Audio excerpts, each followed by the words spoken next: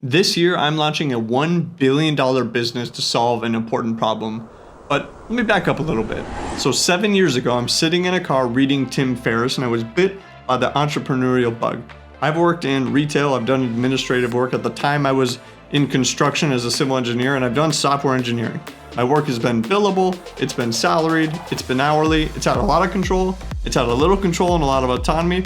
I've been around, I've led projects, I've been a grunt worker, I've kind of done the whole gamut of types of work that you can do. Through all of these experiences, I learned 3 extremely important things about myself that kind of led to discovering this problem that I want to solve with my company. The first is that I really hate dumb rules. I can't stand when you're told to do something, but the logic behind why we're doing that just doesn't convince me. It's not convincing enough.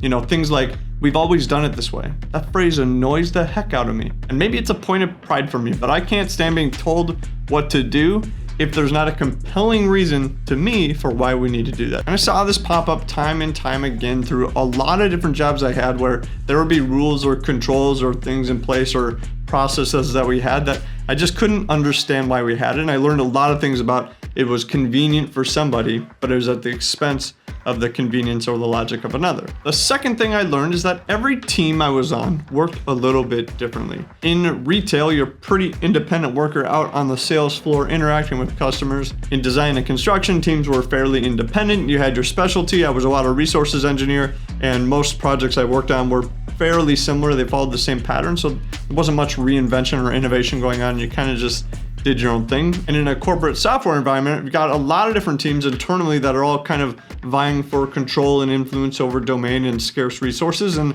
in that regard, there was a lot of game playing that had to happen. But in that environment, standardization is heavily favored because it allows you to implement a single solution across a broad spread of things. So centralizing power, centralizing tools, that kind of thing. But what I found was that every single one of those teams was efficient in their own way.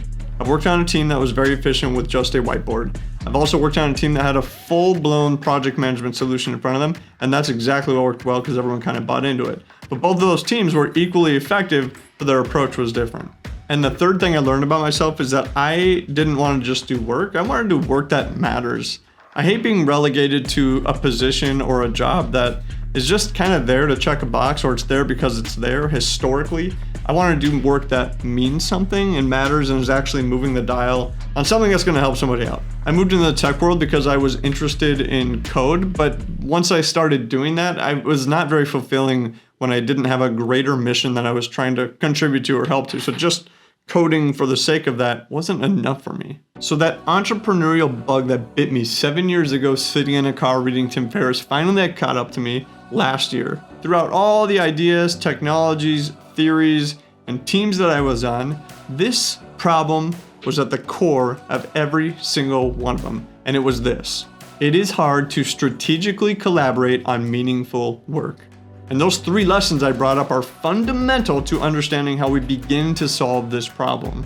And here's how. With dumb rules, it's important that we don't shove solutions down teams' throats.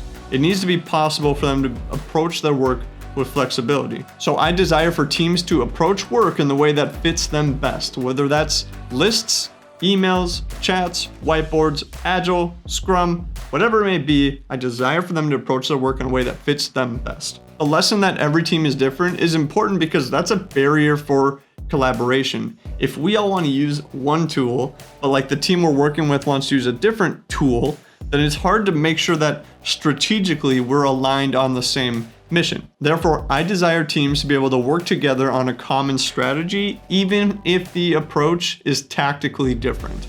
And the third lesson, that I want to do work that matters, is important because understanding the idea of a bullshit job is really key. There's a lot of jobs out there that exist simply because they exist. Think of the TPS report from Office Space and fill in the blank with whatever experience you might have. So for me, context is important because with context, you can then have innovation. Therefore, I desire for it to be easy for teams to understand why something needs to get done. There's an old quote that sums this up perfectly. If you wish to build a ship, do not divide the men into teams and send them into the forest to cut wood. Instead, teach them to long for the vast and endless sea. Knowing why something matters, people will solve it. You don't have to solve it for them or tell them what to do or tell them to do things just to keep them busy.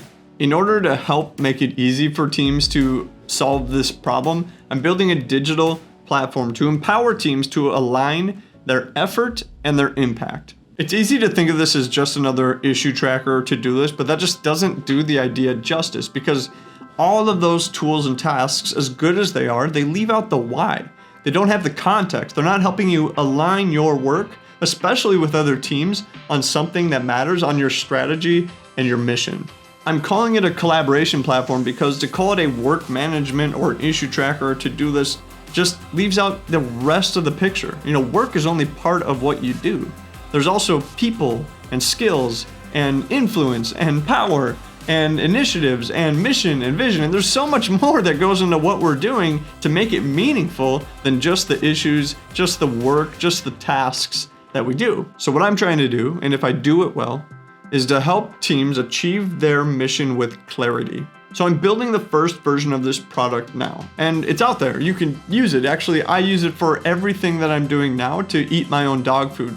And it's an early version of the product, and it's a little bit ugly in some places especially, but it works, and it hints at the direction that I'm trying to solve this problem with.